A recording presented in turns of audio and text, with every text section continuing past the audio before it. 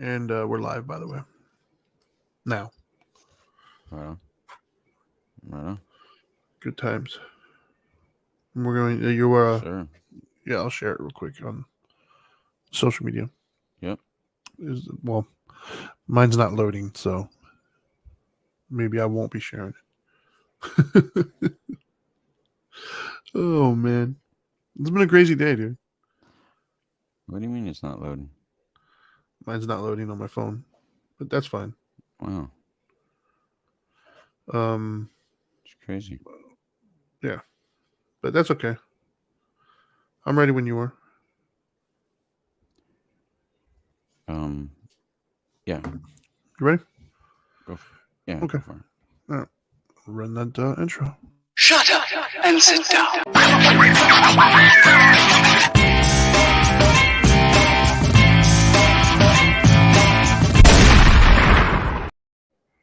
What's up, everybody? Hello. Boom. Boom. Welcome to Dope and Dharma. This is the Friday edition of Dope and Dharma, which we call We the Middle, Yes. because we are in the middle. We're neither a Crip or a Blood. For all you Crips and Bloods, you're more than welcome to join our show today and talk your politics, but we don't subscribe to either gang affiliation, so we're not affiliated.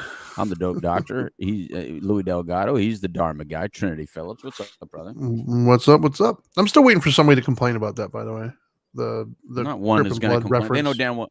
They know damn well they're gangbangers. If anybody's going to complain, it's going to be a Crip or Blood not wanting to be associated to the Yeah. suit type of Yeah. Crips and Blood. They're going to we don't wear suits. I'm like, yeah, but kind of like that's like, how like you got street level Crips and Bloods, and then you got executive level Crips and Bloods. Sure. And that's what Republicans and Democrats are. They're executive level Crips and Bloods is what they are. Okay. Works for me. And Oh, yeah. Good times. You're lagging right. there a little bit. All right. So, but yeah, what's up with that? I mean, Wi-Fi's are off. They are. All right. So anyway, so we've been good this week, Trinity. We've actually did all of our shows this week. We as have. opposed to other weeks where we sometimes at least fail a certain day. We had for those of you unaware and you just don't care about us Floridians. We had a hurricane come through. Ian came and visited. I went to our local security guard and I was driving my golf cart and I went up to him and said, "Hey man, there's a guy that's been going around the neighborhood and just like messing all the shit up." He goes, "Oh really?" I go, yeah. I said, "I'm looking for him. So if you see His him, name is let me Ian. know." His name is Ian. Yeah. And he goes, "Oh yeah, I don't know him." I go, "Yeah, just be on the lookout for Ian. Cause I'm gonna get that dude if I see him. He mess up everything." And then finally, took him a while, but Sure. Me trying to be funny, Trinity. It took me 12 seconds. I had nothing better to do at the time. I had no electricity at the time, Trinity. So you gotta find fun where you find it.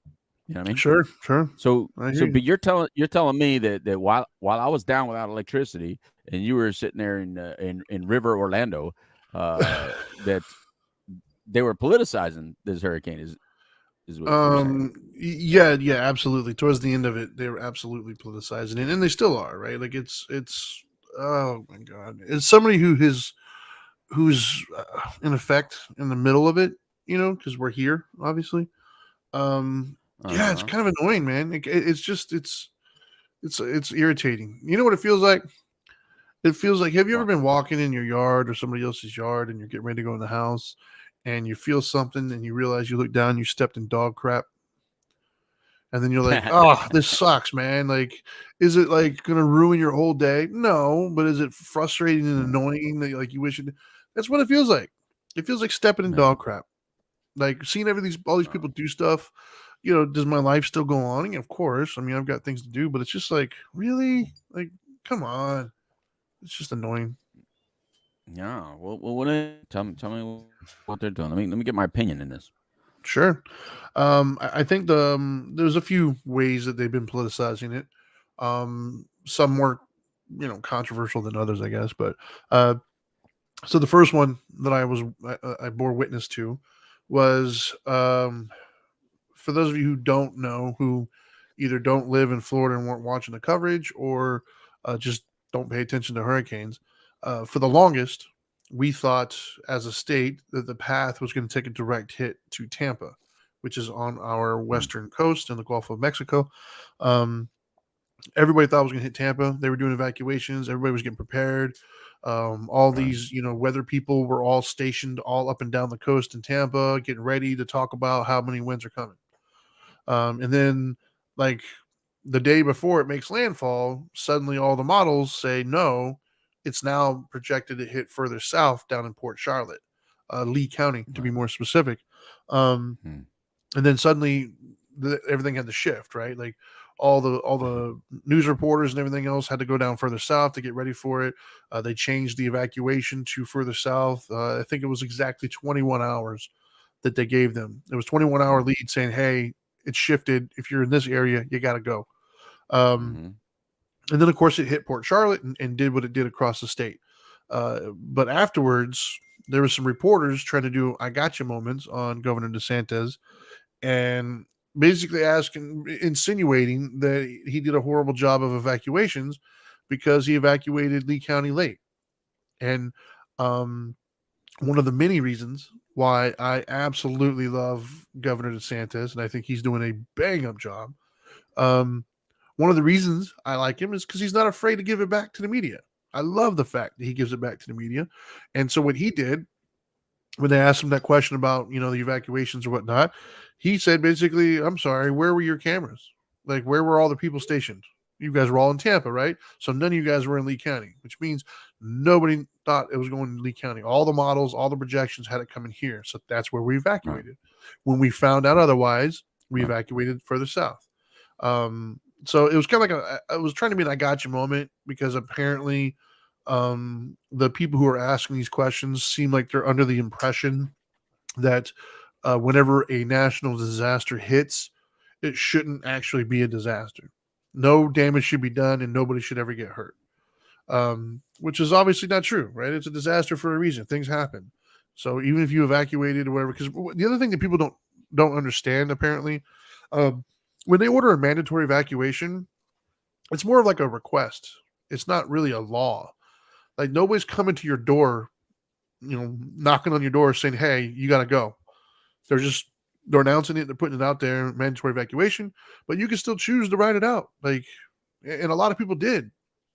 A lot of people chose to write it out, and it took a turn, and it sucked for those people. Sometimes it just Yeah. happens, but for some reason they were all trying to pin it on him, like he somehow, you know, responded in a less than optimal way, which caused the destruction, which is So he, obviously not true.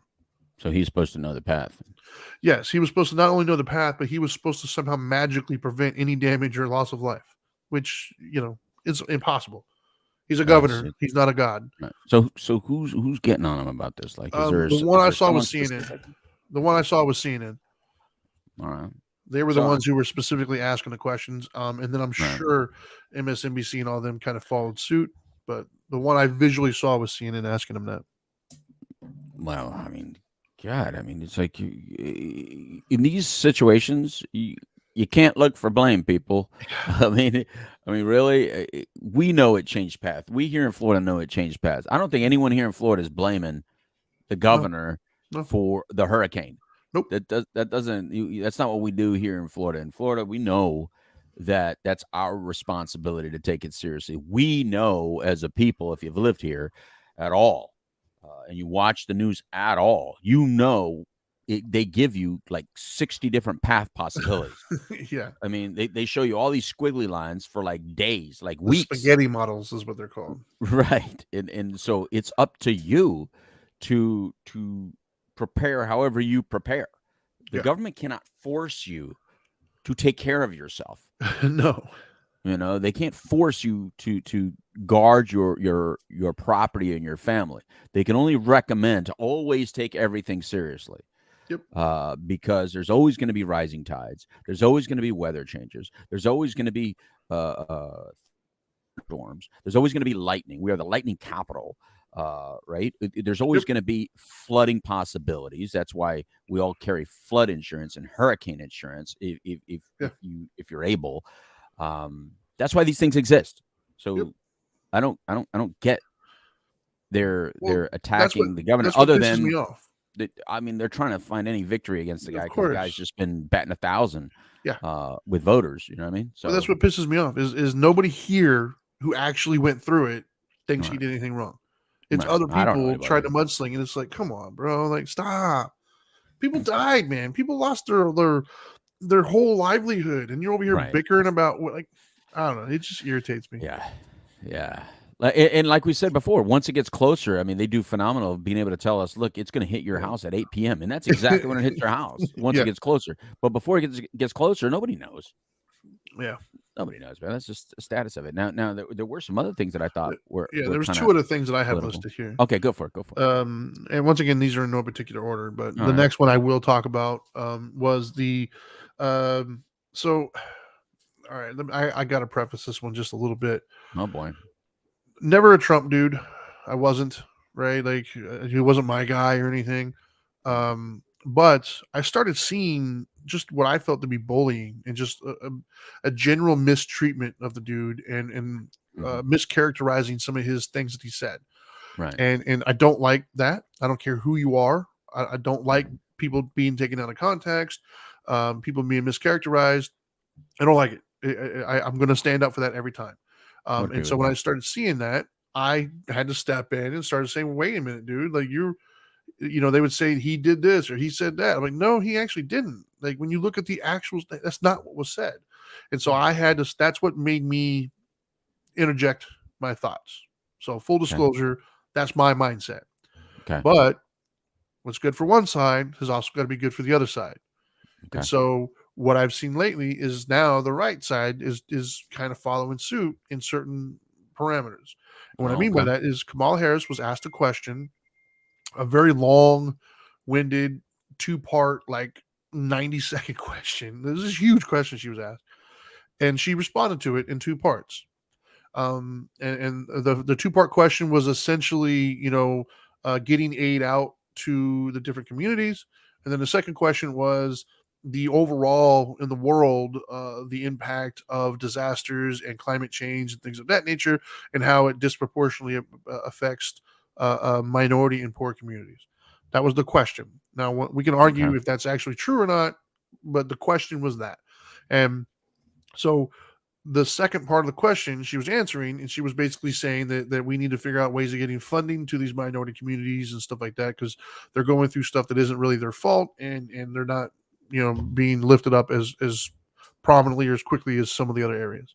Now, you can argue that question in and of itself is divisive, shouldn't have been asked or whatever. You can argue that her answer wasn't sufficient or whatever, but that's not what was happening. What was happening, and I saw this, I saw with my own eyes. I watched a thing. Oh, and they almost got me. I'm not even gonna lie. They almost got me. They played the question. They played the first part of the question, and then they edited and cut, and then played the second part of the answer.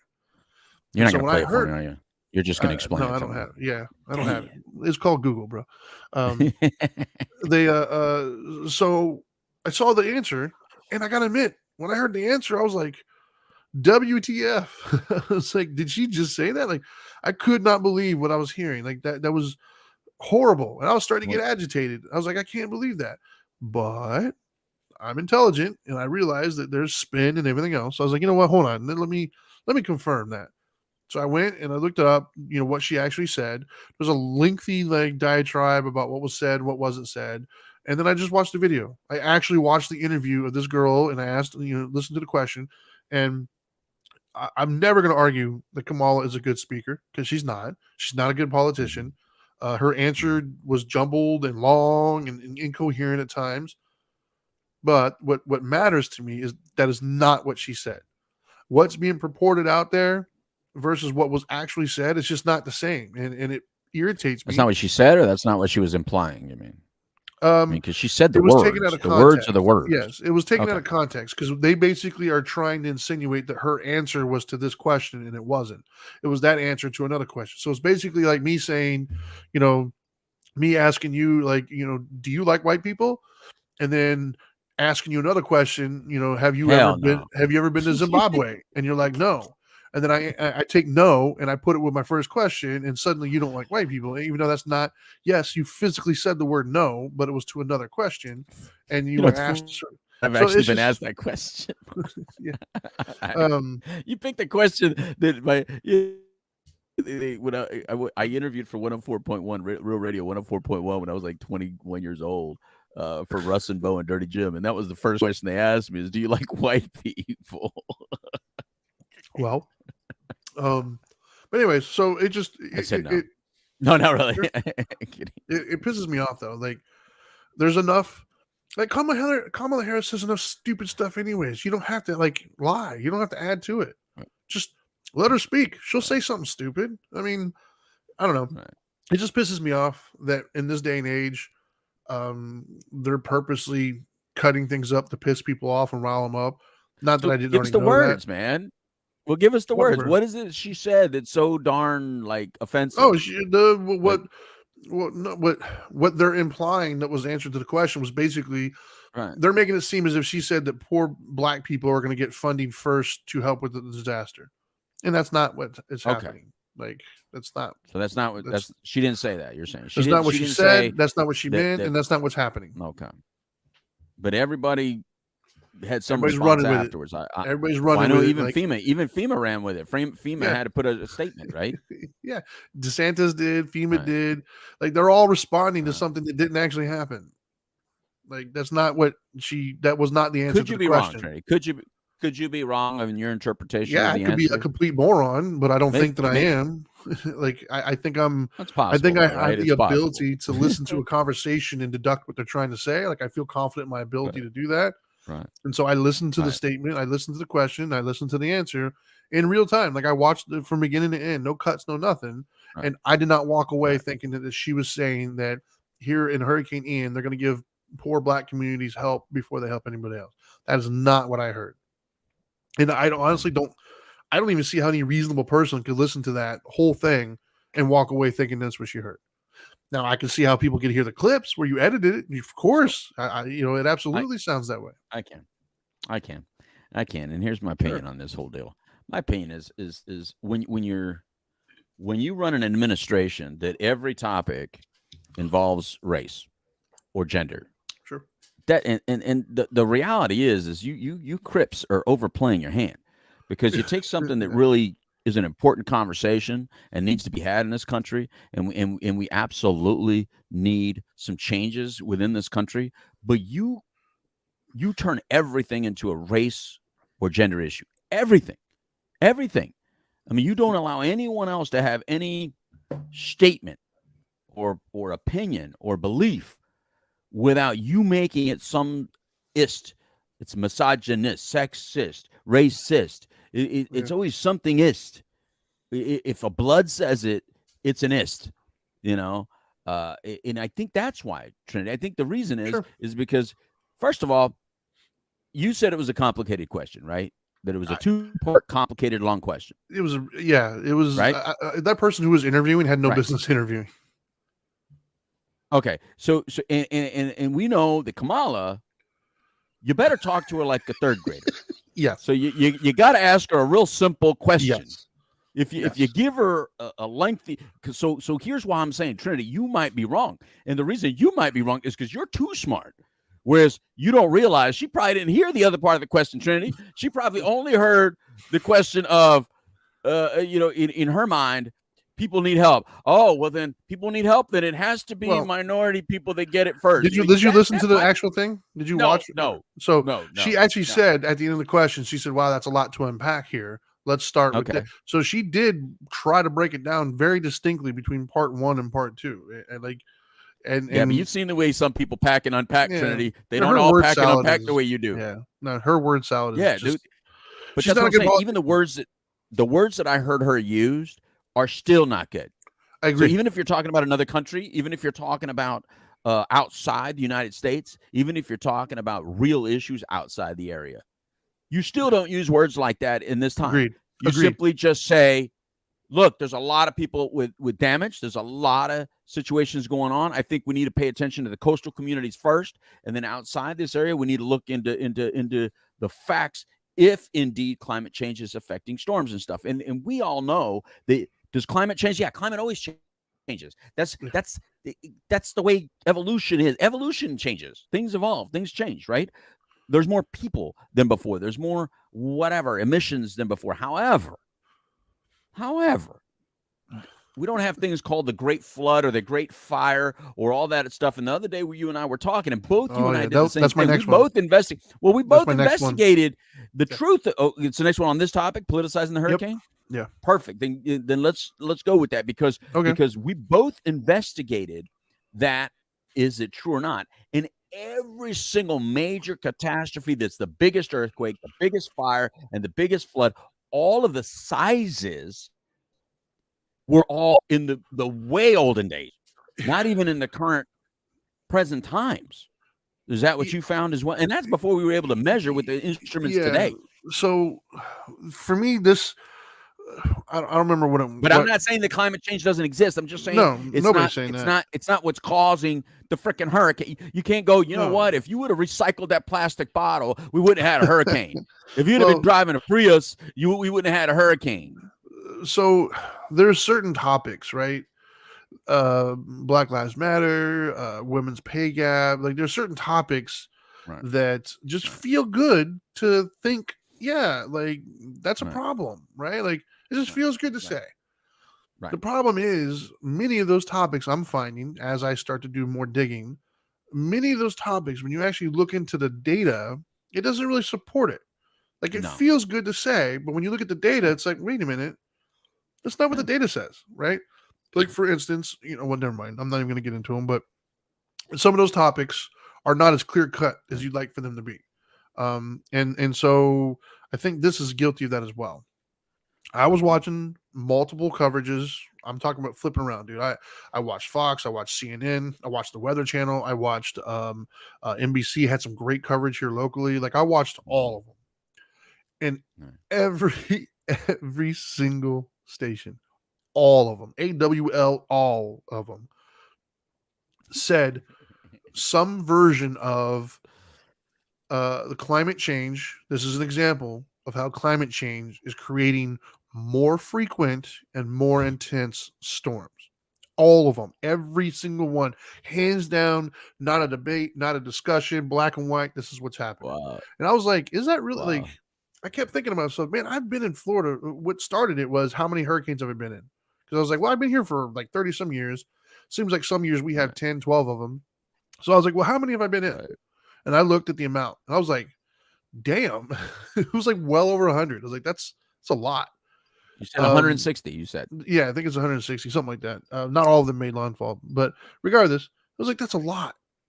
And then I started thinking, okay, well, are they getting more? Like they're saying it is. So I was like, damn, I wonder how much more severe they really are getting and how more frequent. Right. So I looked and I looked at data all the way back to the 1800s, like, which, we could question their ability to track them that far, but whatever. And what I noticed is zero change. It's pretty much identical for the amount that we're getting and the severity of the storm. We average, in the entire history of the United States that they've recorded, we've had 4 Category 5s hit landfall. 4. One in 1939, one in 1960 something, one in 1994, and then one in the 2000s. 4, and they're pretty evenly spaced. Every decade, we have roughly 3 to 4 Category 4s on average. Every decade, so for every 10 years, we got about 3 or 4 Category 4s. And they're not more intense. And so I looked even further, and this is the one that gave me like this was a head scratcher moment. When I looked to what metric they're using to distinguish if it's a bigger storm or not, or a more intense storm. So I'm not a meteorologist, I'm not a scientist, but my brain automatically would go to wind speed, barometric pressure, size, movement, things that physical, tangible things that would signify a storm. Right. None of those. What they're using is how much dollar amount damage did it do? So basically what they're saying is, because this hurricane hit a Ferrari dealership and this hurricane hit a Ford dealership. Well, this one's a more intense storm, and it's a worse storm. Wow. Now, I call bullshit. Like, Yeah. no, you can't compare how much it cost nowadays versus 1930. Like, no, in 1930, half this stuff was orange groves, man. Right. There was no Right. people here. So Right. by definition, there's so many more people, so many more houses. Like, we're so much more densely populated. So I think the only way you can truly do that is if you look at wind speed, if you look at barometric, all the things that make a hurricane. When you look at those, they're the same. We Right. literally, it spikes here and there, but overall, on average, it's literally the exact same. And that Right. blew my mind because every single station, red, white, blue, yellow, polka dot, it doesn't matter. They all agreed. Right. Climate change is making more frequent and more intense. Complete bullshit.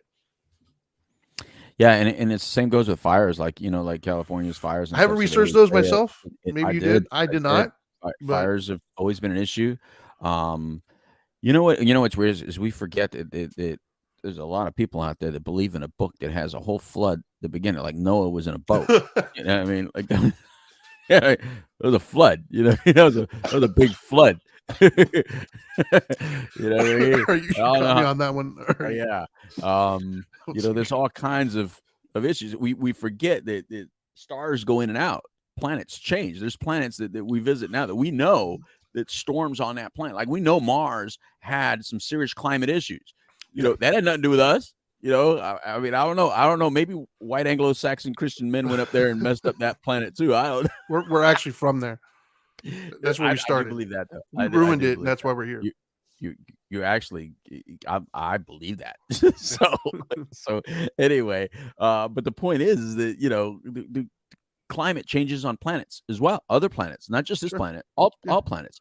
There's constantly changing things that occur, and there's a lot more people now. Like for instance, look, dude, I got half my family's in Puerto Rico, right? And we know the infrastructure there just sucks, right? Yet they still stay. You know what I mean? Like, my family didn't come here to the States. My family stayed there. They just don't come. And so there's certain towns that always flood, like seriously flood. It's like you would think it's like living underneath the volcano. It's like you flood. Yeah. You don't have to live there. You really don't. And, living under a volcano. Why? Why would you ever live where a volcano is above you? So there's certain little aspects where we as people just got to be a little bit more knowledgeable. Now, one of the politicizing things I did see is that I heard that even on Channel 13 here, local news was saying that the Black and brown communities are impacted more by this storm than other communities. And I'm thinking, wait a minute. I don't know what the hurricane is racist. Defining. I don't know what you're defining as. Yeah, I don't know. I'm a brown person. I wasn't, but I don't know what you're calling as an impacted community, because when all the visuals I see, it's the beach communities and the people next to water. And if you've ever tried to buy property here in Florida, let me just let everybody aware of something. There's a lot more white people by water in the ocean. Dude, by the ocean. Sanibel is one of the most expensive communities Island in is Florida. very expensive. All those boats you saw flipped in the underland, that's not They somebody weren't dinghies. Damn, my boat got flipped, man. Damn. Yeah, those weren't dinghies. No. And so I don't know what your angle is when you do that, but those are the kind of things of why I say that when Kamala opens her mouth, or this administration opens her mouth, or even the news coverage opens their mouth, they try to turn everything. It's like they're trying to find my vote, Trinity. It's like they're constantly talking to me and my people and saying, and trying to separate us. They're trying to divide us and say, because you're Latino, you should agree with us because you even the storms hate you more. And I was like, wait a minute, the storm doesn't hate me more. The storm is a storm, man. You know what I mean? So no, it's a difference. As a matter of fact, I'll give you an example. I lost all my food. Oh, did you? All of it. I've never used public assistance. Yeah, all of it. I've never used public assistance. I have no clue on how to get help for that food, or who to apply for that food. Should I even ask for that? I just grin and bear it, and I'm starting from a brand new, fresh. My refrigerator is so clean and empty, it's ridiculous. I got my one little ketchup bottle because that's a necessity. I got my paste macana sauce because that's a necessity. It's got to start all over again. Whereas, if you want to say the underserved community, they do know how to go get some help. There are those organizations are right there within those communities, because I belong to an organization where we dish out over $109 million here locally to help those communities. Right. You feel me? And that $109 million is not for someone like me or anyone else that can afford above a certain threshold of payment. So I know that we are within those communities financially to help those people, and those people do know how to get that assistance. Whereas me in my neighborhood, there's no food bank in my neighborhood or even close to my neighborhood. But you know of anyway. And that's fine. I'm not asking for it, and that's fine. I'm not asking for it. What I'm saying though is just stop trying to divide us like that. Stop trying to make people feel bad about being successful or bad about having advantages. Everybody wants advantages, and we all have advantages in certain ways. And this hurricane hurt everybody in a wrong way. The people who were disadvantaged were people in low-lying areas, near water, in flood zones, things like that's who got hurt. And it's just like drugs, man. Drugs don't give a damn what color skin you have. Drugs don't give a damn how much money you have. Drugs can be a problem. And can create a disease within your family that can go on for generations and generations. And storms are no different. It just doesn't give a damn about our political issues. Well, like I said, I think, this is a smaller piece to a bigger puzzle. But what I was alluding to earlier, there's certain things that just feel good to say, right? Like, I gotta be honest, I haven't looked into the fires. I just haven't. They don't really impact me, and I just never really looked into them. But face value, it feels good to say that fires are bigger now because they cover them. I don't remember as a kid seeing coverages of massive fires, which is funny because we actually had fires here in Florida when I was a kid. There was one behind my house, but they had to evacuate us because the fire was coming up to my house. But it still feels like there's more fires. Like, it just feels good to say. And so I think we got to be careful. We as individuals, we all have to be careful of that. You say something enough times, it becomes the truth. And I think that's very dangerous. And it's so easy to want to believe, because we're all, I think deep down, many of us are just good people, and we want the best, and we want equality and all these other things. And so when you get inundated so much with something, it just feels good to be like, we got to stop that. And so I would encourage, before you sign off on anything like that, if it really matters that much to you, if it matters enough to you to where you can actually start talking to other people about it and everything, I implore you to just look into it a little bit. Look at the actual data to see if it matches. And if it matches, hey man, run wild, bro. Like, fight the good fight. Yeah. But I think what you're going to notice is more often than not, the actual data is not going to match up to the vibe that they're pushing. And I think you're gonna notice that, right? And that's where I think the danger comes in, because, like I said, man, when you said the fires, my gut thought when you were talking about it was, it seems like there's a lot more. But you're telling me you did the research and there wasn't, and I believe your research. And like, even with the only reason why the hurricane is because I actually live here, and it doesn't feel like, we didn't even have any like last year at all, like. So it didn't feel any different. So I had like anecdotal information for me to say, it doesn't feel right. But if all I did was watch the news, I could totally see how you think. I mean, all they covered is Katrina. All they covered is Charlie. So those are recent. But they had huge ones that wiped out like all humanity in the 30s. You know what I mean? Like, so it just and any major and then again, those people that have the book have the Pompeii. They got Pompeii. Remember, they got Atlantis. There's people that talk about Atlantis. There's people that talk about Pompeii. There's other civilizations that supposedly disappeared because of earthquakes and storms and stuff. I mean, there's a lot of phenomenon that is, I would say, look into this planet. Yeah, look into the data. The data might not support it. Where's all the people that made the pyramids? They're gone. You know what I mean? That's I don't know what happened to them. That's not climate change. The Mayans, the Incas, Yeah. I don't know what happened to them. And understand the difference Something happened. between anecdotal and actual data. Like Right. anecdotal is something like, oh, I saw this, like an isolated incident, whereas data is trends in a larger percentage. Like understand the difference between those. That's a big one. Amen. So So let's go to the anyways, next one. yeah, the next one. Once again, these are in no particular order. The next one here I got is Oh, Putin, yeah, and all I know about this one, I don't know all the details. this guy, man, this guy. Yeah, I just know that it appears to be that he has threatened nuclear war if Ukraine does X, Y, and Z. And Oh so, my of course, God. that got us here in America thinking, well, if he uses nuclear war, we're going to respond in kind, and that's not going to be good for anybody. And like, this dude lost his mind. Like, what the hell, dude? I don't know, man. I See, don't I even. don't speak Russian.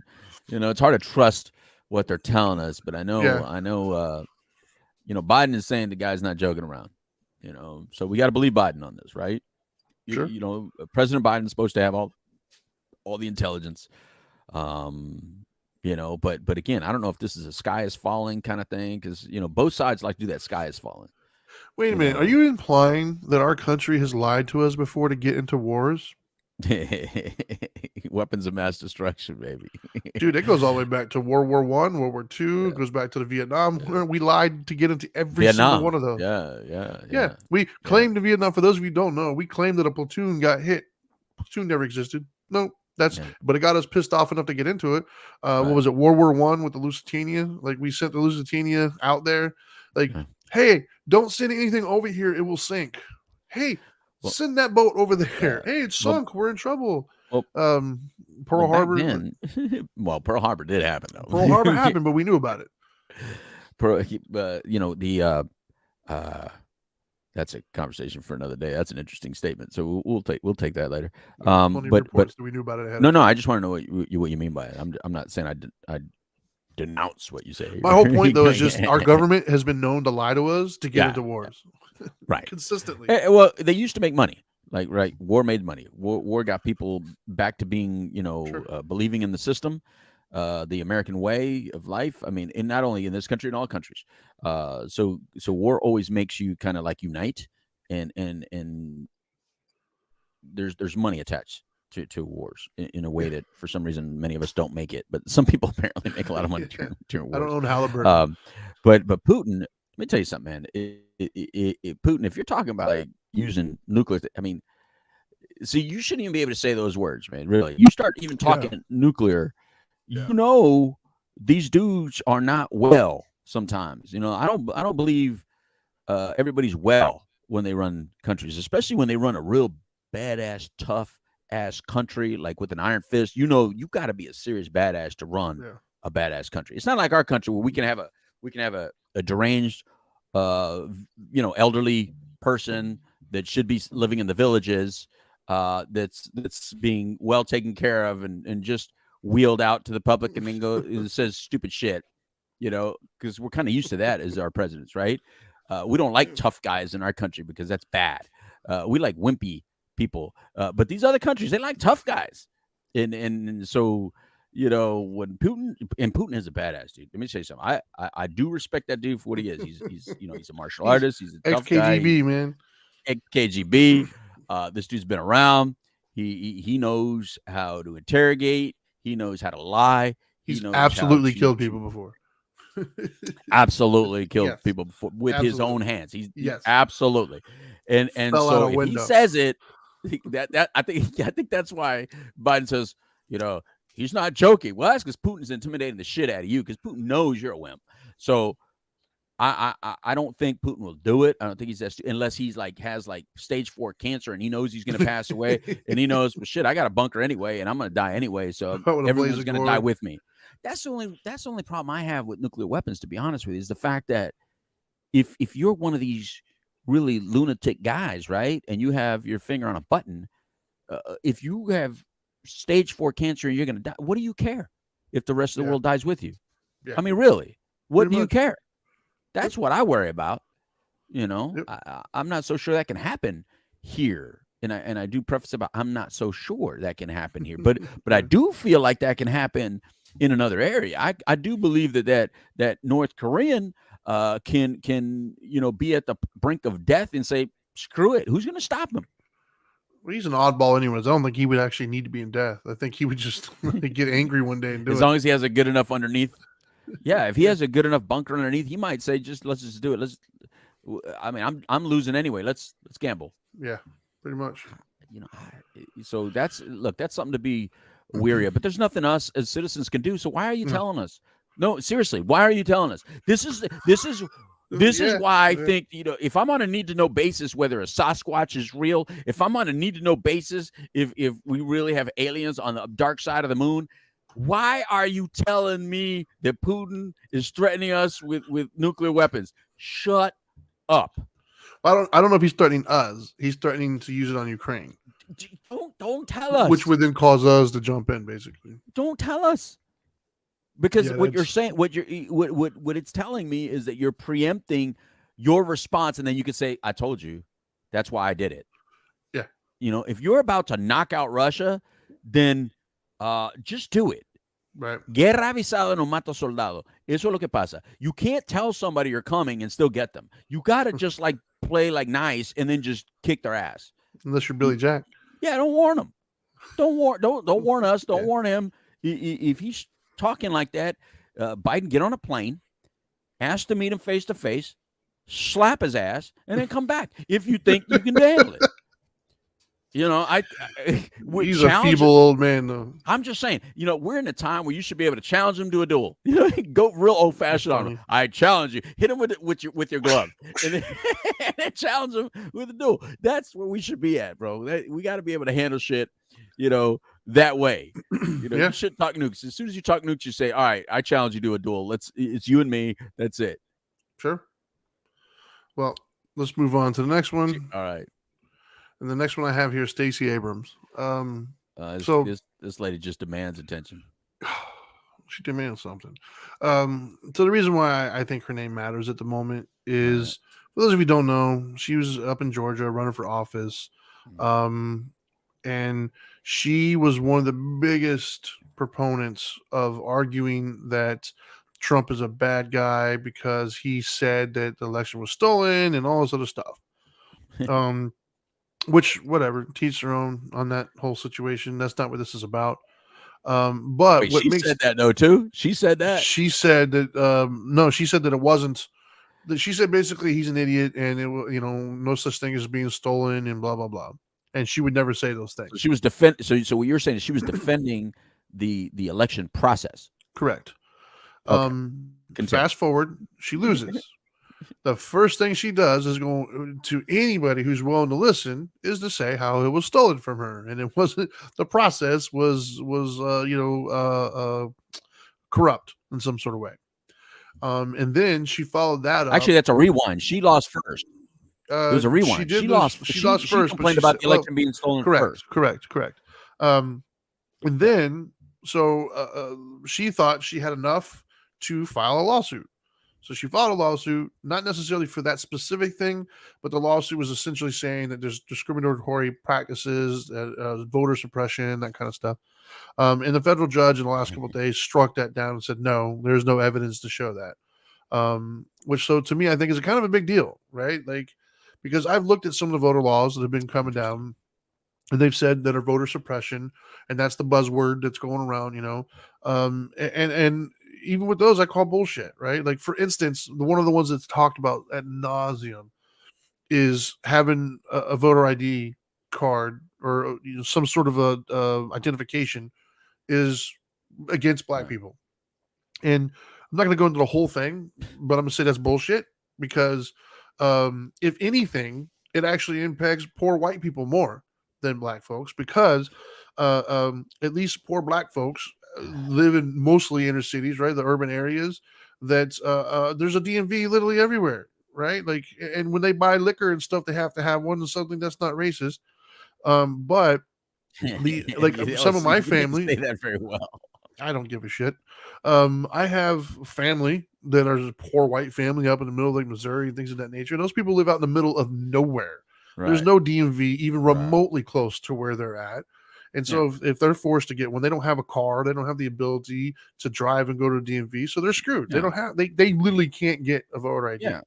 And a lot of those people are white. And you don't need to So- you don't yeah, and you don't need to have an ID to buy moonshine. You know. Yeah. No, and what I was meaning with this whole thing is we have to have IDs for liquor store to buy liquor. We have to have an ID to buy a gun. We have to buy ID to buy so many different things, and those aren't racist. That's just a part of doing business. So then why is it having a voter ID that is important and impacts the direction of our entire country?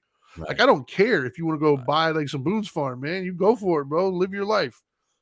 But the vote for the president, I kind of want to know you're qualified. I kind of want to know. Like, that's important.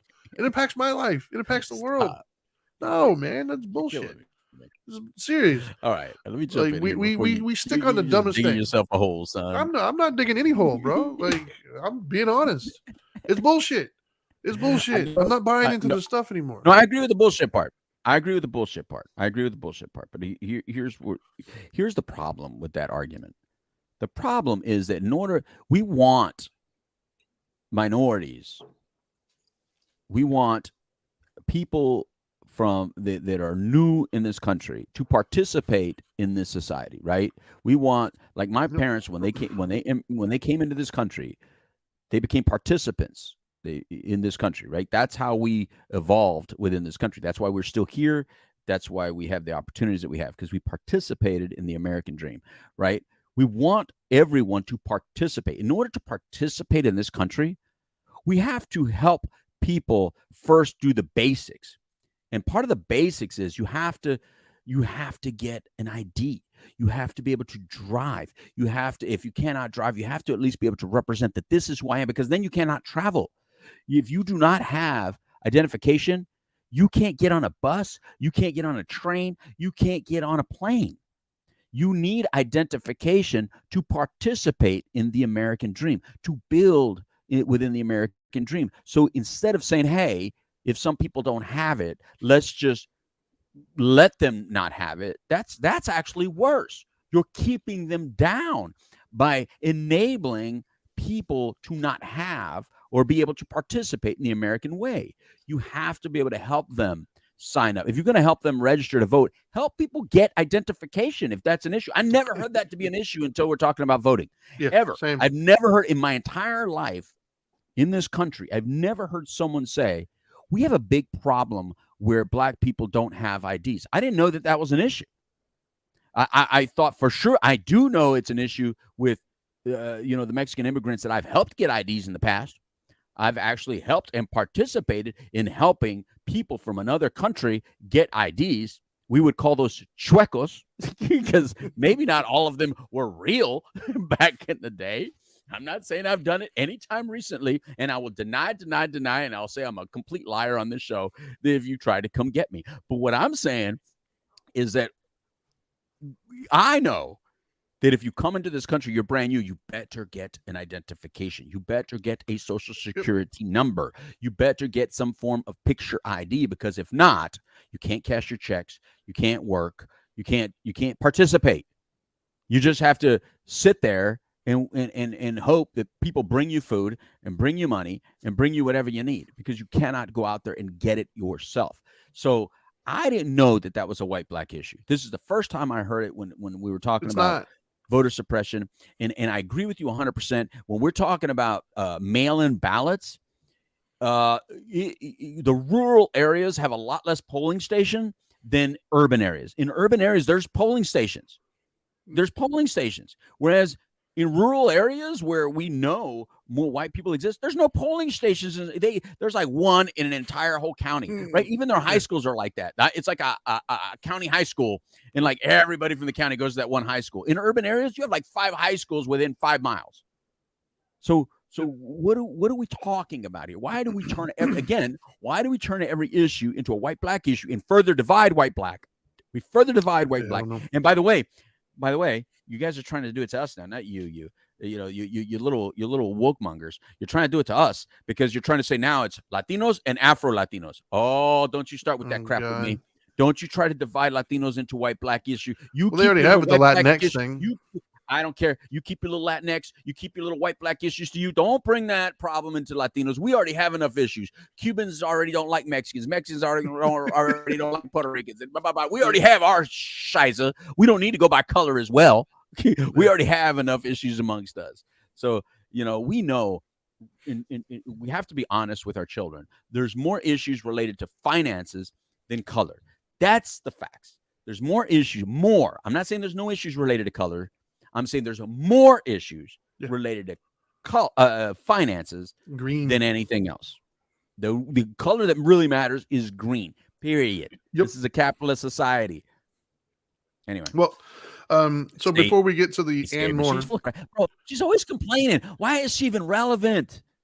Who's Stacey She Abrams? said, I don't know. Yeah, why is she still relevant? You're lost. You're like Kamala, except he didn't take you along.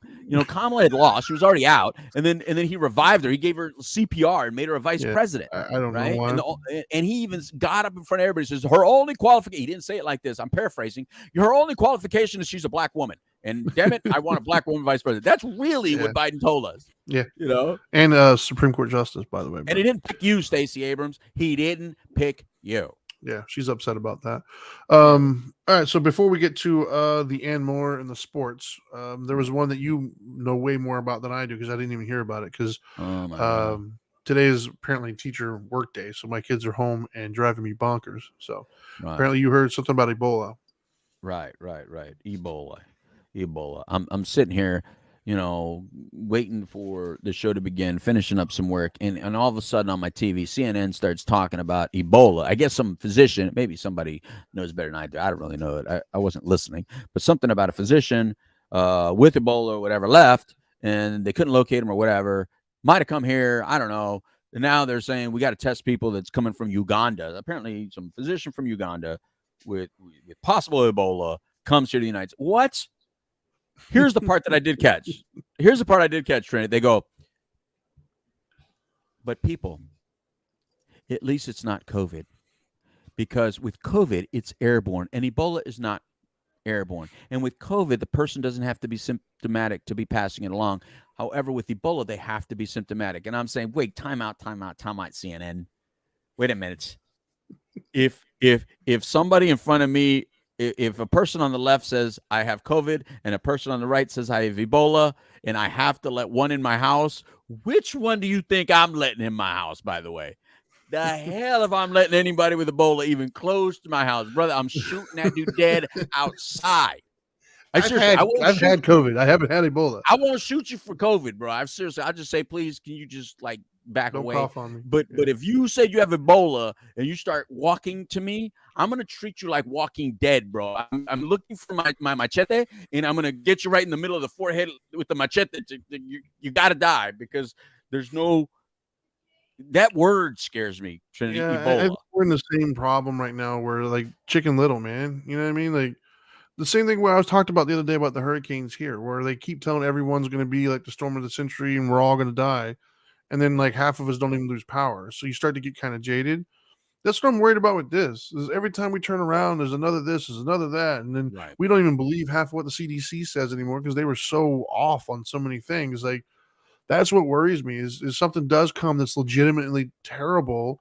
We're going to be like, oh, whatever, here's another one. And we're not going to take it seriously and we're all going to die. So I wish they would just stop.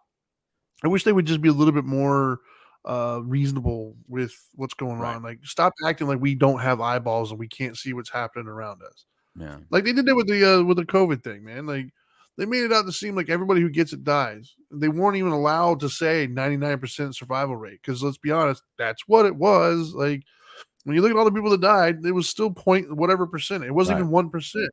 Right. And so but anybody who said that was deplatformed and censored and told that you're a crazy Trumpster or something. It's but I have eyeballs. I can see people I know that had COVID that are fine. Don't tell me that's not happening. Right. And so I think that's a problem is we keep just blowing things so out of proportion that eventually we're all just going to get so jaded. We're not even going to listen. Yeah. Yeah, that's. Let me be honest with you. I'm not even going to look up what you talked about with the Ebola thing. I'm not. I'm, It doesn't even mean enough to me to go look up. I'm like, I'm not gonna look whatever. it up, but if I see anybody like itching or even coughing, I'm just you got to just stay away We had from me. monkeypox. We had Yeah, the killer hornets or dude, something. dude, Just like whatever, dude. I I'm have fine. I have so many reasons to not interact with people touching them now Yeah. that if I touch you and I hug you because I'm a hugger, it's like me knighting you. Yeah. Because I have way too many reasons to say, stay on the other side of the street, please. Just stay on the other side of the street. Now, there's a couple new things that came up, Trinity, so I got to throw them at you. All right, so Uvalde School District suspends its police department. How you feel about that? Oh, I don't, man. I was literally just talking about this yesterday. That's funny. Um, I don't know, man. Like, I I understand the reaction. Like, if my children were going to school and Right. something happened and my children got hurt or murdered, Right. and the police department didn't go in for 77 minutes, Right. I logically, I know it's not a reasonable stance, but I'd be pissed. I'd be angry and I'd be wanting to blame somebody because I would want to do anything other than feel the death of my child. And so if I could Right. take that anger out and blame somebody, I absolutely would, even though I know it's not reasonable. On Mm. the flip side of that, I get it, because if they would have ran in guns blazing and shot one of the kids on accident, whatever, all we'd be talking about is why did you rush in? Because Rambo doesn't exist, right? This idea Yeah. that like you can just come in and just snipe some, that's movies, dude. In real Right. life, people get hurt. In real life, people miss, right? There was a situation over in California, I think it was like a Ross or a Marshalls, and some guy Right. was in there waving around something. Cops went in to go get him. They ended up having to shoot him. Well, when they shot him, one of the bullets missed and it hit the wall behind him. Turns out the wall behind him was a dressing room and there was a girl in there that got hit. I don't remember if she died, or I think she died. I don't 100%. But the point is, Right. all people want to talk about was he shot this poor girl, whatever. Yeah. Even though he did the right thing, he killed them. Right. They had to. But Yeah. in real life, people miss. In real Unless life, you're Rittenhour. He's yeah, Rittenhour is different level. he's the best shooter on the planet. Yeah. He really was. But realistically speaking, most people, there's going to be a bullet or two that misses. Yeah, most I people think- miss, especially if they're Yeah. hyped up, stressed out. Yeah, things happen. Running. And so, is it a good look that the cops were standing outside trying to figure out what to do to go in? No, it's not a good look at all. And I can't tell that person who lost a kid that, hey, man, they were trying to prevent further. I can't tell them that because they don't want to hear it, and I wouldn't want to either. But we have to acknowledge, though, that it's not as simple as the movies make it, to where just one dude runs in and takes him out and saves the day. Like, no, they didn't know exactly how many shooters. They didn't know what was going on. They if they would have came in, they didn't know if he had hostages. Like, there's so many other things that made that more complicated than we're wanting to say. And I'm not saying who's right or wrong. I don't know if I'm against it. I don't know if I know enough to be against it or for it. The bottom line is it was a tragic moment, and nothing we're going to do is going to make it untragic. Right. And so, do I think that moving forward, we can maybe implement different procedures? Absolutely. You can always improve on procedures. So we can look at that, figure out what could be done differently, and move forward. Am I on the hype train of blaming somebody? Right? No. I mean, if you're going to blame anybody, there was other situations that school was left unprotected. The doors were open. There's a lot of things that the teachers and the people there did to make their day more convenient, because they operated under the, I do this all the time, nothing happens. Well, as I try to tell my kids, I'm not talking about the 1,000 times that it goes right. I'm talking about the one time that it goes wrong. So, if there's a policy or there's a procedure or something in place, even if it's not convenient, freaking do it, dude. Yeah. Like, they left the door open because it was probably more convenient. I get it. But then that kid uses an opportunity to come in. So I think, had that been done correctly, we might be having a completely different discussion here. But nobody wants to talk about that. They want to talk about the cops who showed up. So it's like, the blame game is a very dangerous game. I think we just have to admit that it sucks that because I think what it was, I watched the Dr. Phil episode where they talked about this lady talked about her daughter, and it, I got teared up, man. Like, I can't imagine sending my children to school and finding out that they're dead. Like, my brain cannot wrap my head around that, and I don't want it to either. But I do know that I'd want somebody to blame, and I get it. Right. You know what else they don't do is they don't say that the Border Patrol saved the day. Border Patrol with a gun from a barber, right? That's how it all started, apparently. But But I don't know. You think it could be just the school district by them firing? First of all, I don't know how you could suspend the police department, the school district. What are you Yeah, going to do different? I mean, what are you going to you're going to guard it yourself? I mean, I don't know. Could it be that the school district is just saving their own asses here and just trying to push blame somewhere else? Just Yeah, trying I not to think take the blame? everything's so political these days. They want to look Right. like they got a victory. Right. They want to Right. look like, see, well, that's what we did. Yeah. And Yeah. it just, I don't It's know. law It's enforcement ineffective. issues. It's not us, the school district. Yeah. Okay. All right. The other thing that came up, Trinity, that we didn't talk about was so Elon Musk is back in the hunt for Twitter, and that's got everybody freaking out. See, to me, I think that's been overblown. I think because I read what happened. I was watching videos where like he bought him. He takes over on Friday. When I actually looked at what happened, all he did was basically say he'll honor his first. Yeah, one. that's it. Yeah. So let's go by that. Let's go by that way. So what do you think about it? Because the last we heard, he was out of the deal. Right. Well, yeah. Last week we heard basically he didn't want to do the deal at the current price because he felt that they lied. Overblowing the amount of bots and stuff that went on there. Like it was more fraudulent accounts than what they were first saying, which would then cheapen their product. I don't know if I care that much. I don't use Twitter a whole ton. Do I think Elon Musk could take over and make it better? I do, because I'm not happy with the current social media. There's too much banning. Like the idea that terrorists and just all around horrible, by whatever metric you want to use, human beings have Twitter accounts, but you'll ban somebody with an unpopular opinion. Nobody's going to explain that away to me. Nobody's going to justify that. Like, the first name that pops up is Trump. There's nothing that Trump did that rises to the level of the terrorism and the brutality and the rape and the murder that some of these people have that have Twitter accounts. It just, no. I don't think Elon Musk would follow that same path. I think he would actually probably improve it, make it better. Absolutely. Even to the point, instead of let's not just look at Twitter, let's look at what Instagram, Facebook, TikTok, all these things, even to the point where you got attacked on what, TikTok was it? TikTok, yes. In a TikTok. And yet I sent you a video that for some reason, I've never really been a Snoop Doggy Dogg fan. I think he's a little overrated.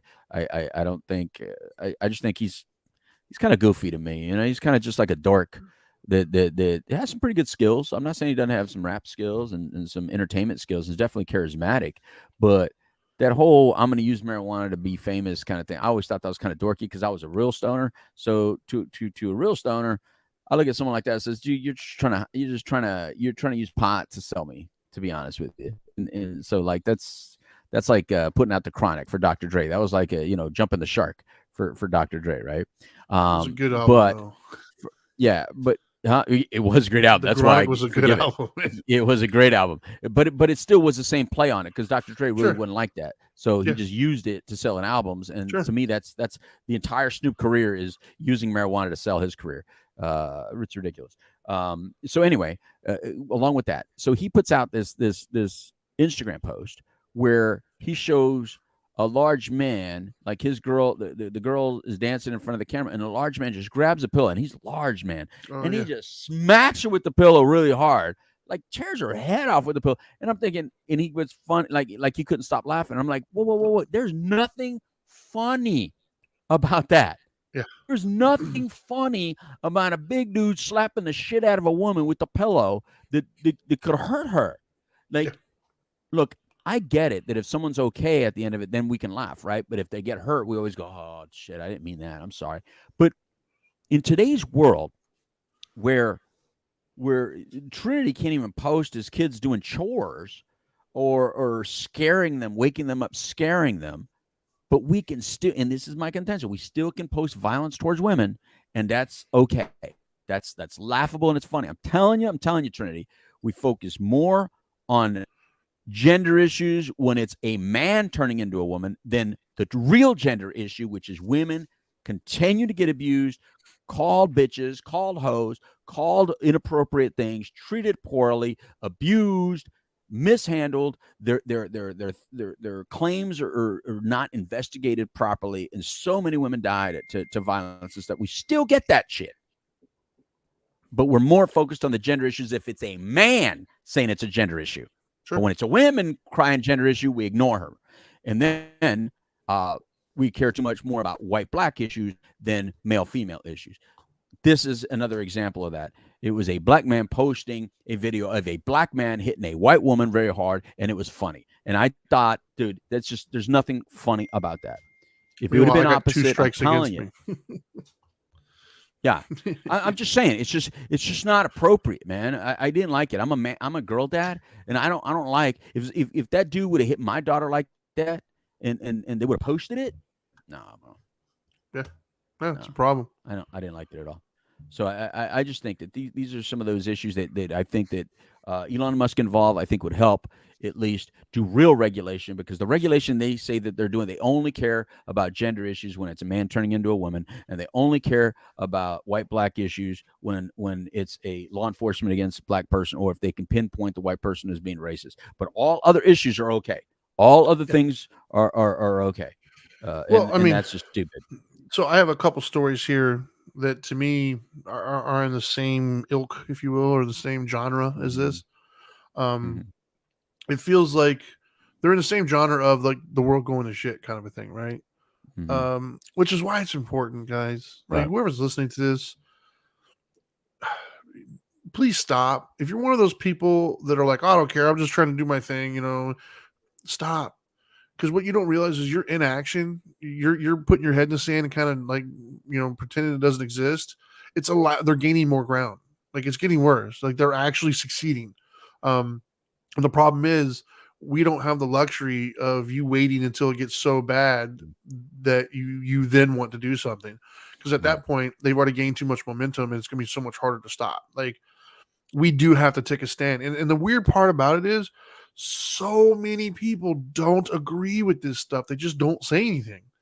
Like I talk to people one-on-one and like quietly, whatever, they're like, yeah, dude, I 100% I agree. Yeah. But then like, crickets everywhere else. It's like, I don't like guys, like we got to stand up here, man. So real quickly, the two stories are and they're, somewhat trivial compared to some of the things we discussed, but important nonetheless. One of them is, let me see. So an Apple executive was recently, fired / quit, if you want to call it that. I think it's resignation in lieu of termination type of thing. But there was a guy at a car show, and he was going around filming people getting out of their cars. And this guy was getting out of a McLaren. And he asked him, basically, what do you do for a living? And it was obvious. It was tongue in cheek. It was fun. The video wasn't anything serious. And he's just like, oh, what do you do for a living? And then the guy made an Arthur joke, old school back in like the 80s or whatever. Arthur, there was a line in there about how like, I do this, I do this, I do this, right?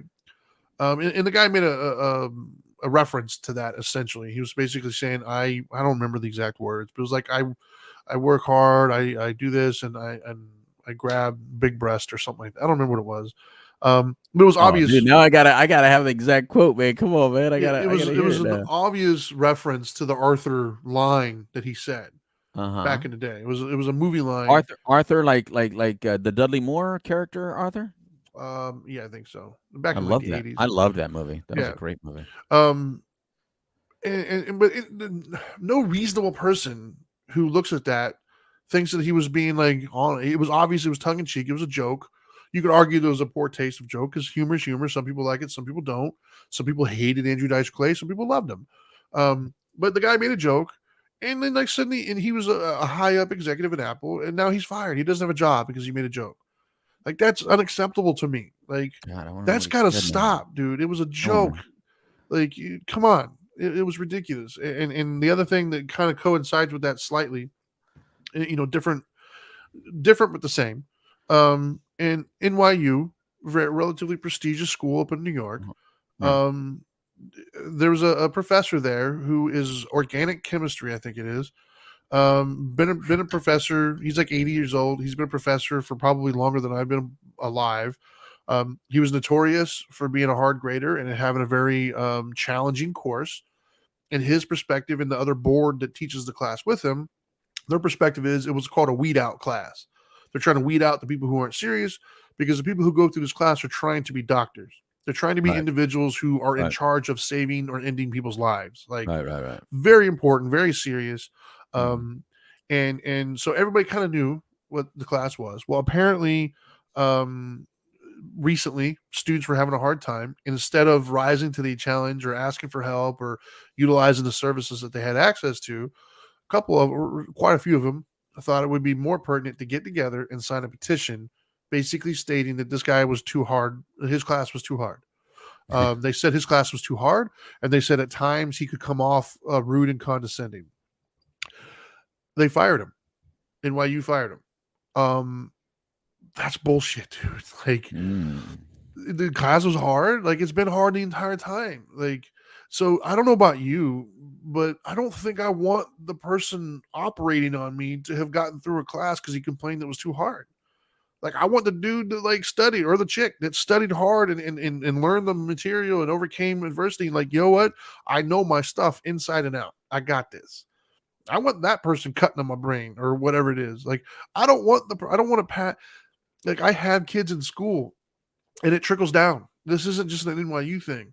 Yeah. We're putting kids through schools that, like, there's so many videos online. Just turn on any of them and look. There's kids who are in the college who don't know what continent we're on right now. They don't know what continent they're on. There's kids who don't know like basic things. And that's not an accident. That's by design. Yeah. We're pushing people through, and we're focused on testing. We're not focused on actual knowledge. And if it's too hard, like, my kids will have deadline of, like, the 21st is due. They could come in like a month later and do it and still get full credit for it. Right. We're not right. teaching them accountability. We're not teaching them deadlines. We're not teaching them these things. And when these NYU kids, instead of somebody saying, hey, and his whole team, right? It's not just him. Apparently, when you're that high up in the educational sphere, if you will, there's a team. So it wasn't just one teacher. He has like 3 or 4 that they all work with together to come up with lesson plans. And they all defended him. They're like, no, this isn't, it's not hard at all. Like, it's challenging, but it's meant to be, because you're going to be a doctor. Like, somebody's life is going to be in your hand. We need to make sure you know what you're doing. And it didn't matter. The NYU cited it off of a bunch of whiny little kids who said, this is too hard. Wow. Like, that's horrible. And apparently, when I was looking into it, this isn't just there. There's many universities, and you could argue that my kids in elementary, middle, and high school, you're younger, whatever. You can argue that. I would debate it with you, but you can make that argument. But you cannot make that argument at a prestigious NYU school where these people are going to graduate to have people's lives in their hands. You can't make that argument anymore.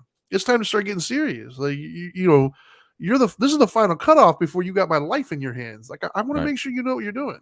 Right. So this idea that, like, I'm offended, you need to change your mind. Like, we got to stop. We do. We have to learn how to, like, deal with adversity. We got to learn how to cope.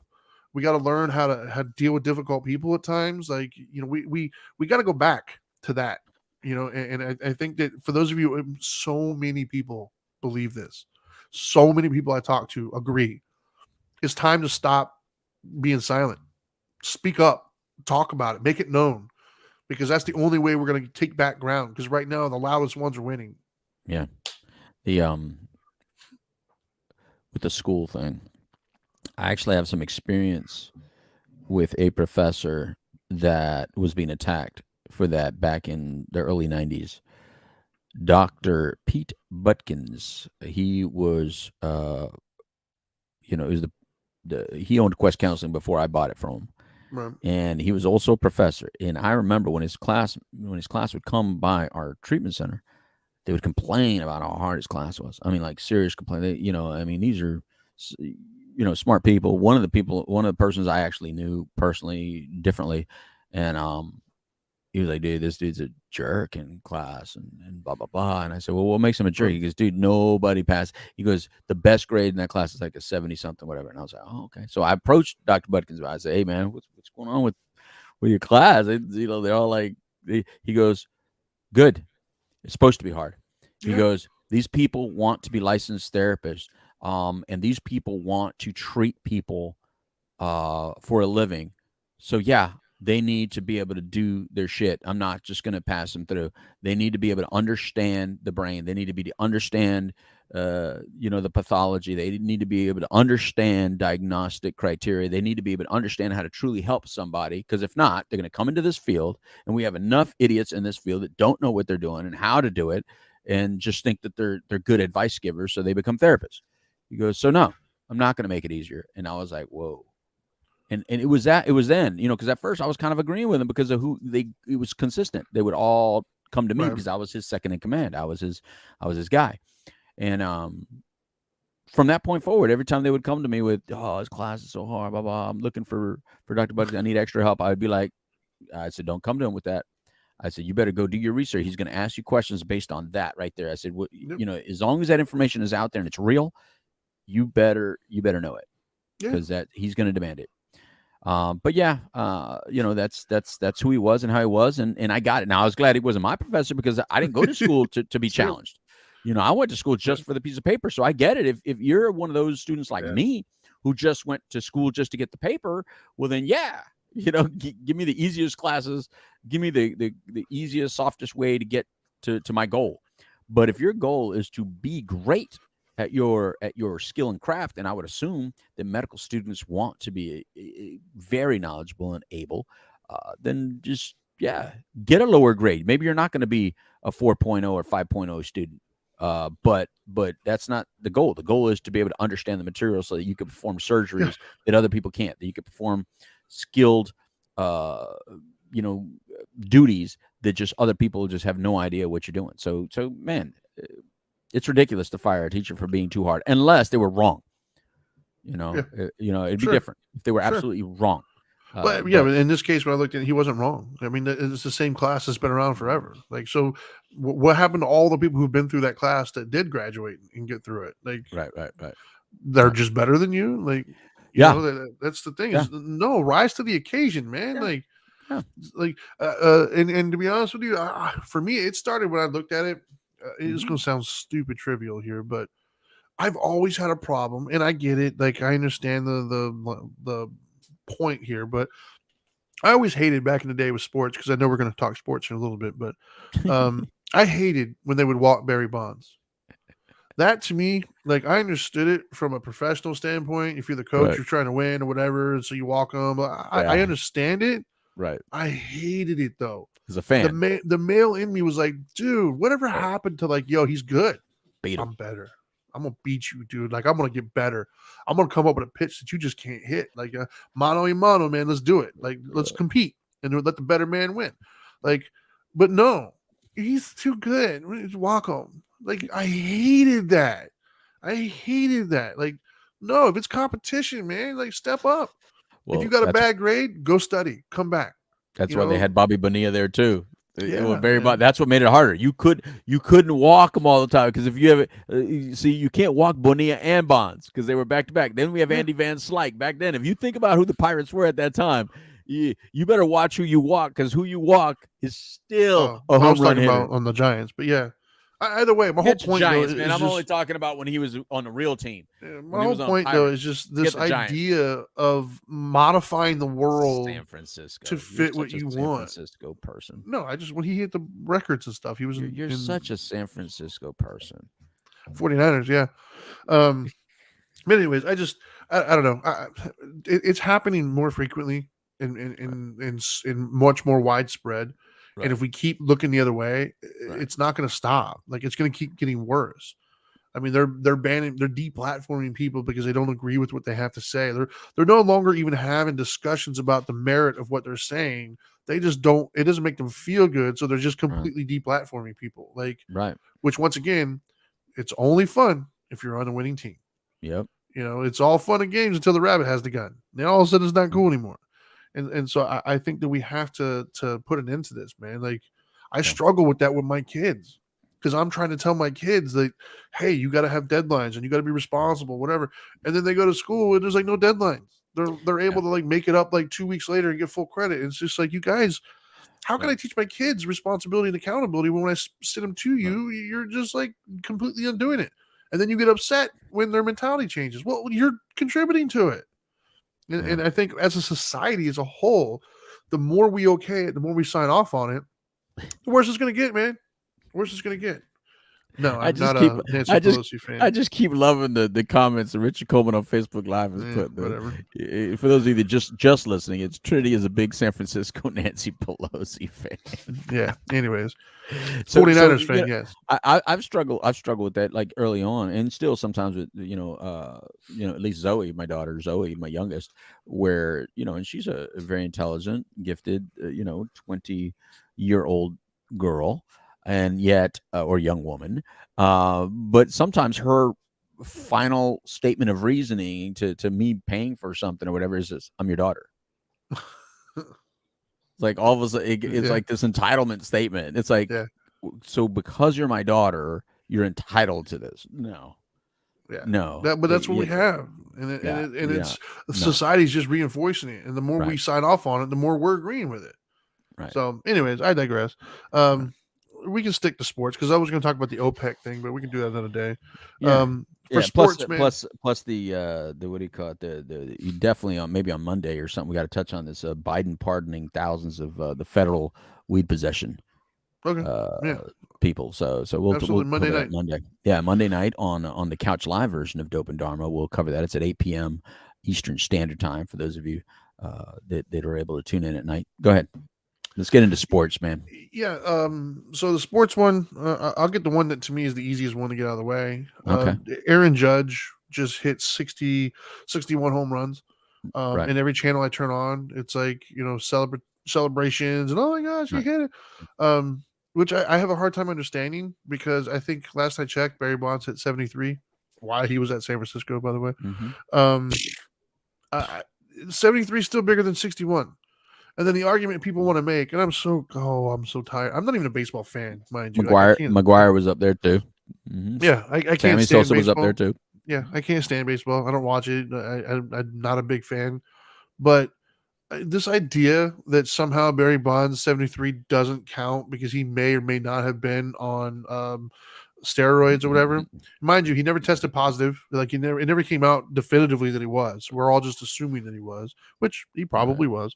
However, this idea that steroids suddenly make your hand-eye coordination better, this idea that the pitchers weren't also on steroids, this idea that he wasn't already a good player at hitting home runs when he was with the Pirates, this idea that throughout the history of baseball, all these stories of men using 8 balls and speed and all this other stuff, like, stop it. Like just Barry Bonds hit it 73 times out of the park. He has the record. Still had to do it. Yeah, the hand-eye coordination still had to happen, man. Look, Canseco was a great guy. He admitted steroid use and still didn't hit 70-something. Exactly. Still didn't hit 61. And I love Clemens was on steroids, right? Clemens admitted to doing it. He was a pitcher. So the pitchers were doing Roger it too. Clemens, yep. And then, like I said, if you go back to like Hank Aaron's days, they were openly admitting, like Babe Ruth was constantly on something. Like they were using speed, they were using coke, they were using all sorts of different things. Like this idea that we had this weird, like totally sober, clean cut Boy Scouts throughout the history of baseball. We don't have that. Stop. No. Yeah. Stop. No, and dude, there's so much marijuana use in Major League Baseball. It's ridiculous. Yeah, there's so much use in the Major League Baseball. So weird. Let him in the Hall of Fame. Barry Bonds not being in the Hall of Fame is a crime to me. Same thing with Pete Rose. Like Pete Rose, yeah. Stop. Yeah. Like just stop. Yeah. But it's still look, Aaron. Congratulations! It's still 61 damn home runs, bro. You're a young man. Apparently, that's the record in the American League. I guess is why it's a big deal. Yeah, just keep doing what you're doing, and hopefully, you'll have a great career. Go get that money. He did it at the right time. I think he's up for contract. So if you're ever going to hit that kind of record, at least you did it right before you're about to go in and negotiate a contract. Yeah. God, you got to give it up to him for that, bro. Yeah. Way to perform, man. Go get paid, bro. Yeah. So the last one we have here, as far as sports that I know that we must talk about, is Tua. Tua. So for those of you who are not aware, or for those of you who were stuck in the middle of a hurricane and weren't able to watch football, me. Last 2 weeks ago on Sunday, Tua, the quarterback for the Miami Dolphins, took a seemingly innocuous hit, mind you. Like it wasn't one of those like kind of hits. Like they just kind of like nudged into him, and when he hit, apparently his head hit the turf hard enough It didn't look that way. Like I've seen much worse hits, but in theory, Right. he got it looked to the untrained eyes of a concussion might have taken place because when he got up, like he grabbed his head, he was wobbly, he like stumbled, his teammates had to He hold him shook his up. head. Yeah, like it looked, at my untrained eye, everything that I was told a concussion would look like. Right. They took him off the field. He went to the back, and they found out, or they said that it was a back injury, which was causing him to not be able to walk right or whatever. And he came back into the game. And if I Right. remember correctly, they won that game. That was on Right. Sunday, and then on Thursday, in the midst of our hurricane crisis, the Dolphins were playing against the Cincinnati Bengals on Thursday Night Football, and Tua started that game. I don't remember at what point during that game, but at some point he went back to throw, stepped up a little bit. One of the guys sacked him. Same thing. It didn't look like this huge hit. Like it just kind of rolled up on him and he hit the turf. And he hit his head. And I think the thing that is the most grotesque, the most controversial thing was as he was laying there, his fingers like seized up and it looked, I'm not, once again, not a doctor, but I'm thinking like a seizure or something. Mm. It was enough to where I don't care who you are, you could look at that and say that's not normal, right? Like it was Yeah. that's not supposed to happen. He was laying there, his hands all seized up, whatever. They took him out of the game, found out he had a concussion. But because that was on Thursday Night Football and that was the only football game on, millions of people watched it. The next day, all hell broke loose. That's all they were talking about was he shouldn't have been in the game and all this other stuff. Right. They ended up firing the third party person from the Dolphins that originally cleared him on that Sunday. No data as if that was an actual legitimate firing or if they just somebody's had the role and they picked him. Mhm. But it's become this huge thing now, debate basically as to the concussion protocol, what's right, what's wrong. Right. The debate has also continued with, should they be allowed to do what they want? It's their bodies. They can decide that, or should we step in and help them, from themselves? It's a Right. debate. It's a debate to have. Full disclosure, Sure. I'm a football dude. I played football when I was younger. I love football. It's the one sport I watch. My son is going to be a massive human being, and I've already told him I don't want to play football. I never thought in a million years I would say that. If you would have asked the younger me, I would have been like, hell yeah, I want my son to play. But as I have a son now and I love my son, I look at the CTE and all those other things, and I would prefer he doesn't. If he wants to play a sport, I'd rather him play something that you're less likely to have permanent brain damage from. I'm just going to be honest, and I'm not alone Right. in that. Participation in the younger grades and the younger people has steadily declined. So I'm not the only one that's making those decisions. So it is if you're a football fan, it's definitely an important topic. Well, number one, for all those with youth in football, the good thing is that the helmet to helmet stuff that all happened back in the day is not really happening as frequently or as routinely as it used to. So at least there's a lot better protocols in all levels of football for our younger children. Hopefully, we can start getting some data moving forward that doesn't include CTE. But that's a good call. I'd be the same way, Trent. I'd be teaching them how to kick and punt. Exactly. That's the way I'd want my grandchild to play football, is kicking and punting. At just one bar, where you only need one bar in front of your face. Yeah. The more bars you need in your face, that means someone's probably gonna get you in your Yeah. face. so I want the one bar. And learning how to do the knuckleball, by the way, because you could do a knuckleball for like 30 years. And you Well, and won't baseball's need arm guaranteed surgery, contracts. Like So is the guaranteed NBA. contracts. Good stuff. Yep. So those two things are what I'm teaching my grandchildren. But getting back to what you're saying, the thing with Tua is unfortunate. I don't think there should be a debate on whether you let someone play or not, because these guys, you got to protect themselves. I'm in a business where you protect somebody from themselves. Where we as people constantly put ourselves at risk, or put ourselves in a situation based on what we want. And sometimes a medical professional needs to step in and be the medical professional and say, I know it, man. I know you want to, but this is way too dangerous. I cannot clear you, and just don't clear them. Period. And look, anytime somebody, I knew that the Tua thing was more than what they said, even though I was unable to watch TV later, so I didn't know how it evolved. But when he got hit that day, I was watching the game, and when he got up, he's shaking his head, and then they were saying it's a back issue on the news, and I was like, I've hurt my back, but I've never shook my head for my back. On my back, I always do this. Well, as soon as he hit the ground, he grabbed his head. As soon as he hit the ground. Yeah. There's things that we all do when we hurt a certain way. That's why these announcers typically can tell you what hurts based on how the dude's walking or whatever. That's how they know, it's an ACL. It's this. They always can kind of, and they're not doctors and they're far away, but they can tell by the way the person's acting sometimes what they fear it to be. Yep. Nobody was like, oh, man, it looks like he just hurt his back on that play. No, they said, look how hard his head slammed, because even though it didn't look like an initial hard hit, his problem is he doesn't know how to fall right, because both those tackles you're talking about, his head snapped back. So when you allow your head to be, when you're moving away from somebody or whatever, and you're getting hit and you allow that head snap back more, it's going to hit the ground really hard over and over again. And that is not healthy. So no, Tua, you should not play. Look, we want you to be successful in this league. You were having a tremendous year up to this point. Take your time out, be out. That's fine. Look, in NASCAR, Kurt Busch has been out, even though he made it into the playoffs like halfway through the season. He's been gone for like half a season now and is not in the playoffs. Why? Because of concussion possibility. He had a concussion, stayed out for concussion protocol, and then he has decided, no, I'm still having headaches. I'm still not ready to come back. Smart man, because he's listening to whatever advice he's getting, or he's just doing it himself. I don't know. Richard Coleman would know more about that because he's closer to NASCAR at that level in the inside track over there in Charlotte. But from my understanding, he's just not going to come back because he's like, it's unsafe, right? So anyway, so I'm glad they did that. Now, that's the Tua discussion. But you said that was the final. Hell no, that's not the final discussion. First of all, your San Francisco 49ers looked badass the other night. I mean, they looked amazing. I mean, I know you're a big Jimmy G fan, and you think he is the best quarterback on the planet.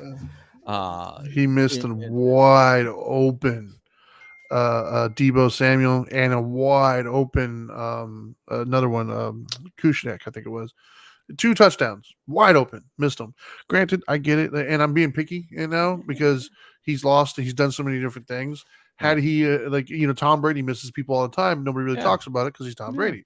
Yeah. Jimmy has not earned the right to overlook those mistakes. He and against the team that our defense was whooping up on, he could afford to make a couple little mistakes because Deebo was running lights out.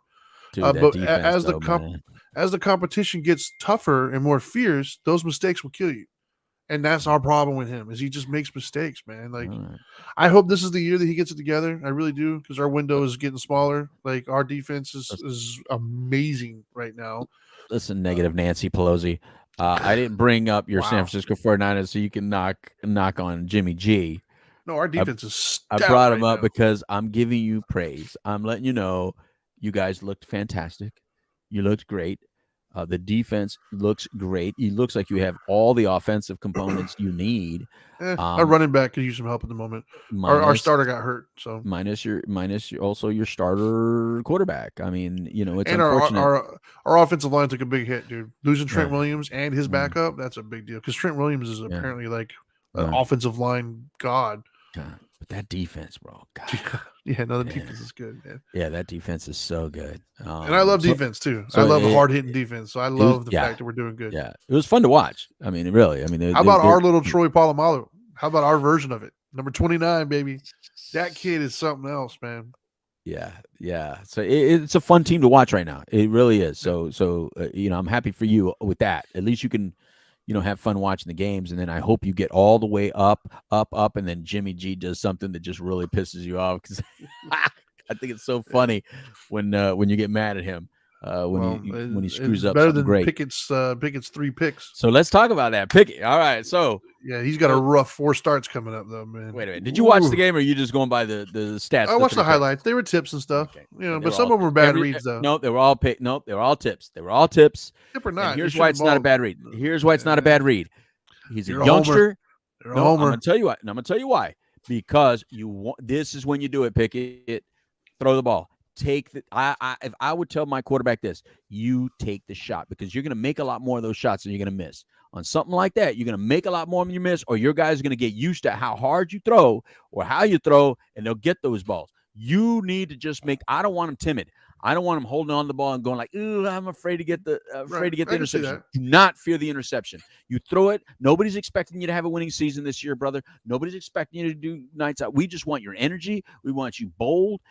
We want you challenging that defense. We want you putting them on edge, and you will do that. You have great weapons. I am happy that Pickett's now in there. I do not expect them to have a winning season this year, which is fine because I want a better draft pick so we can get an offensive lineman. Sure. We'll see what we do with our draft pick, but I want us to have a better draft pick. So I'm fine with that. I'm tired of these crappy teams having bad all the good draft picks. The Jets and the Giants, have always gotten all the great draft picks. Miami, they always have all the great draft picks, man, and that's why they built these teams that look incredible right now, really. And even the Eagles. I love how quickly though you guys abandoned Trubisky though. Like you guys just wrote him off instantly. Like he might as well just pack his bags and go. The moment we got picked. No, forget how quick we abandoned Trubisky. Dude, Mason is still on the team and nobody mentions his name. Well, yeah, I mean he's nobody. Forget Trubisky. He's carrying somebody's water right now. Yeah, dude. Mason is like, dude, you're paying me how much to? He probably doesn't even have a uniform on. I don't even know if he has a uniform on. They never even show him. Yeah, he's that's not by the coach or nothing. The next QB controversy is going to be in Dallas anyway. So, Rush has showed up and kept him in there. I don't think there's going to be a controversy. I think but it will be if Dak come back and does what he does. If Dak comes back, which they're thinking might be this weekend, if he comes back and he runs off 2 or 3 losses in a row after that dude won, trust me, they'll be talking. I'm not a big Stephen A. fan, right? I'm not a big Stephen A. fan. He's got a real loud mouth. He says a lot of shit, right? It makes everything racial. But yeah. But he's right when he's come to Dak. Dak is not. Dak is overrated. Big time. Dak is overrated. Big time. Yes. I don't see it. I don't get it. I just don't think that Dak is the guy that's going to take Dallas to the Super Bowl or win a Super Bowl. Well, take him there in a car when they go. They got a great team. They got a great team. They really, if they had a quarterback, a different quarter, I think they could. Dude, they got some players on that team, bro. But no, man, I got to push back. At what point is it bullshit? At what point is it bullshit? Every year since you don't think 90s, Ezekiel is a top notch running back? Every year since you don't think 90s, Micah Parsons is a badass defensive man? They are, yet they do nothing. So at some point, you are what your record says you are. Great Bill Parcells said that. What your record says you are. And so if you don't even make it to the playoffs, well, you're really not that good. They've had Dak problems for a while. I don't think Dak is the they had dude for a Dak while. Problems. They had Romo problems. They had I like problems. Romo there. I liked Romo there. Problems. The Cowboys suck. Romo didn't have all the same tools that this dude's got. Cowboys suck. Well, I'm not going to defend the Cowboys because I'm not a Cowboy. Cowboys I'm a Steelers and Eagles fan. My number 2 team is kicking ass. My number 2 team is kicking ass. I think that balloon's going to go down too, though. I think that's an inflated record. You'll see. Only because that's on your side of the division. Yeah, I just don't think. I think they're good. I just don't think they're as good as 4-0 says. I don't. I think that they're going to crash and burn a little bit. Let me tell you something. Have you even looked? Your schedule is like the weakest schedule on the planet. You guys have like the easiest schedule on the planet. Compare your schedule to like the Steelers' schedule. Look at the next teams that you're playing compared to the next teams that Steelers are playing. So we got to play tough people. Yeah, exactly. They should put other people in the playoffs because it's so tough. Why don't you go to NYU, bro? Take that to NYU. They apparently care about that stuff. Wait a minute, aren't you the one that said Notre Dame had to play Ohio State? Wasn't that you said? No, that was a stupid schedule. That was a stupid schedule. Oh, well, see, so opponents matter. Opponents matter. We're playing. We're playing that level of people every week. We still should have beat them. We're playing that level of team every week. Steelers are. They're all playing that level. They're all professionals. Hold up. They're all professionals. Who are you playing? All professionals. Who are you playing? You ain't playing nobody exciting. You're not playing anybody exciting. We just played the Super Bowl champs. Yes. I'm talking about the future. I'm talking about now. The next 3 or 4 is like Super Bowl champs yet again because we play. So you guys should definitely win the next 3 or 4 games easily. So that'll pump up your schedule. Yeah, I'd have to look, but ridiculous. Either way, it doesn't matter. Yeah, they're all NFL. You'll be happy. You'll be happy when you look at it. Yeah. I'd be happy if Jimmy doesn't Jimmy it up. In NFL, on any given Sunday, a team can win. So that's Yeah. just the reality. Yeah. But there's some teams that you just like, God, man, just can we just not play like championship teams like every week in a row? Yeah. I don't want to play like KC And and that's what Buffalo we're at. back to Our back. next 3 weeks. That's what we're doing. You You got just 4. mentioned our schedule. Yeah, you That's got our 4. schedule. You got was it KC, Buffalo? I think one of them's Philly. You got like, Miami. yeah, you got like 4 and teams Miami. back to back to back. It's like It's like, dude, we have no break for like 4 weeks in a row. It's like bang, bang, bang. All the best teams, bang, bang, bang, bang, bang, Sure. bang, bang. yeah, it is what it is, man. But it's fine. But it's fine because I think it's all great work for Pickett, and I love it. So anyway, I'm excited. I'm still excited. I love it. I am a football. homer. I'm a home team lover, man. I It's love football. Steelers. No You matter gotta what. love it, man. I mean, You can't not as long like as we have, football. yeah, as long as we're making what I think are good decisions coach wise, which I think we have. I'm not so sure our offensive guy is the guy, but we'll see. But I like the players we got. I like the draft picks we got, and I like the fact that I like the youth of our team. So I like that we haven't given anything away, which some teams tend to do. Some teams tend to give away everything to get one player. We don't do that. So I like the decisions the Rooney family makes. So yeah, I'm a homer. What if Miami's coach gets fired and comes back to us as an offensive coordinator? I don't think he'd come back to you.